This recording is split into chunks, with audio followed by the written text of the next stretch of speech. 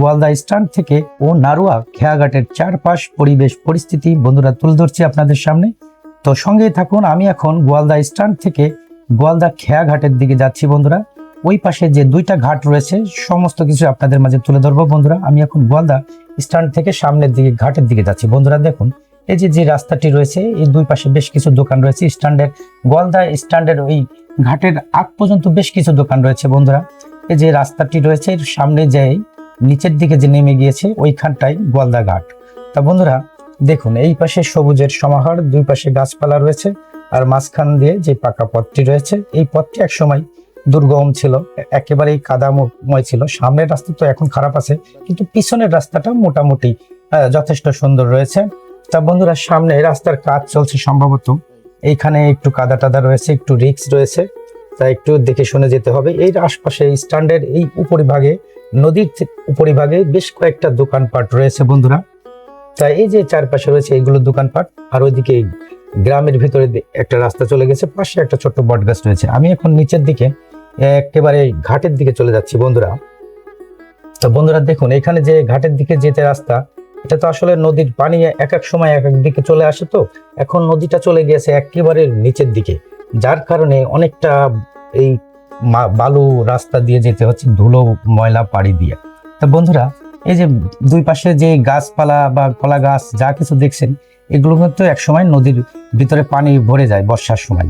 এখন কিন্তু মনেই হচ্ছে না যে এখানে যে পানি দিয়ে আসলে পানি চলে যায়।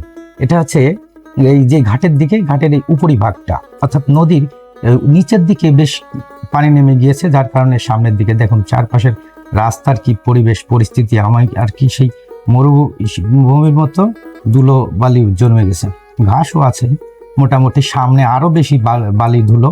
তা বন্ধুরা এই যে কলা বাগানগুলো দেখছেন, এগুলো সম্পূর্ণ নদীর মধ্যে, সম্পূর্ণটাই নদীর মধ্যে। যখন বর্ষার পানি চলে আসে তখন এগুলো পুরোপুরি ডুবে যায়। তা বন্ধুরা দেখুন এখানে কি আগে তো অনেক বালির চর ছিল, এখন আসলে দীর্ঘদিন এই জায়গাটা অনেক পানি থাকে না, যার কারণে এই জায়গাটা অনেকটা উঁচু হয়ে গেছে, এখন বালি আছে নিচের দিকে। তা বন্ধুরা সেটাই আপনাদেরকে দেখাচ্ছি বন্ধুরা। দেখুন গোয়ালদা ঘাট। আপনাদের যদি এই ভিডিওটি দেখে ভালো লাগে অবশ্যই লাইক কমেন্ট শেয়ার করে দিবেন, এবং ফলো দিয়ে পাশে থাকবেন, শেয়ার করে দিবেন যাতে অন্যরা দেখতে পারে ভিডিওটি। তা বন্ধুরা এটা মাগুরা জেলার শ্রীপুর থানার মধ্যে পড়েছে গোয়ালদা ঘাট। গোয়ালদা ঘাটের এই যে ঘাটের কাছাকাছি চলে এসেছি।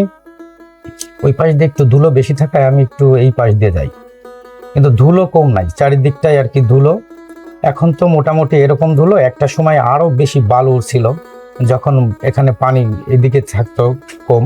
তা বন্ধুরা সেটা বড় কথা নয়। আমি এখন যে ঘাটের দিকে ঢুকতে, এই যে গোয়ালদা ঘাটে বেশ কিছু লোকজন রয়েছে, এখানে দোকানে কয়েকটা দোকান রয়েছে যারা বসে এখানে ঘাটে অপেক্ষা করে এবং ঘাটের বালি উত্তোলন করতেছে। নিচেই অনেক শ্রমিকরাও এখানে রয়েছে, ঝুড়ি টুরি অনেক কিছু মোটামুটি এখানে এই ঘাটে রয়েছে। অনেক পুরাতন একটি ঘাট গোয়ালদা ঘাট।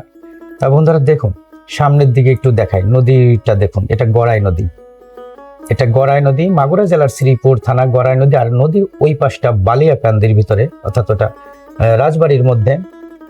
তো বন্ধুরা আমি একটু সামনে যেয়ে দেখাই।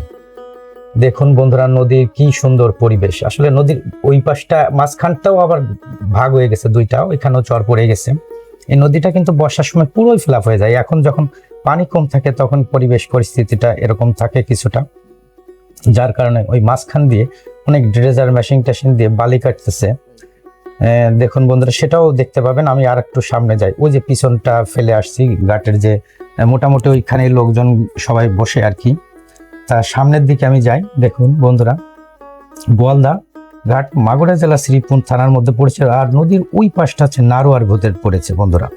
ওই যে ওই সামনে বেশ কিছু লোক দেখছেন এখানে সব ওয়েট করতেছে, অর্থাৎ খেওয়া ঘাটে সারা পথ দৌড়ি খেওয়া ঘাটে গড়ি, অর্থাৎ এনাদের দেরি হয়ে গেছে, যার কারণে এনারা এখানে ওয়েট করতেছে।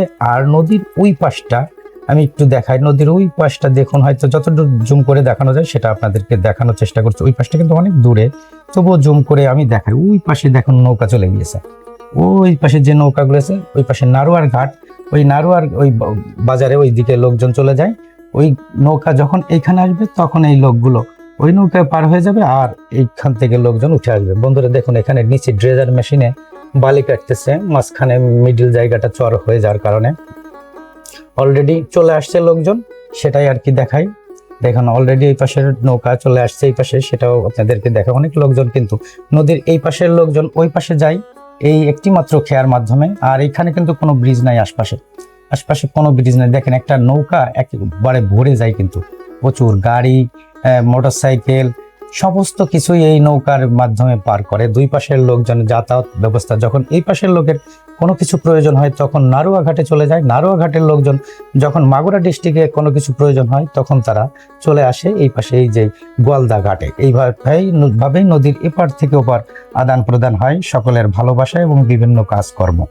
তাই এটাই আপনাদের মাঝে তুলে ধরলাম বন্ধুরা। কথা এবং বলার মাঝে অনেক কিছু ভুল ত্রুটি থাকতে পারে, সেটা ক্ষমা সুন্দর দৃষ্টিতে দেখবেন বন্ধুরা। আর ভিডিওটি ভালো লাগলে অবশ্যই শেয়ার করে দিবেন অন্যকে দেখার জন্য এবং ফলো দিয়ে পাশেই থাকবেন।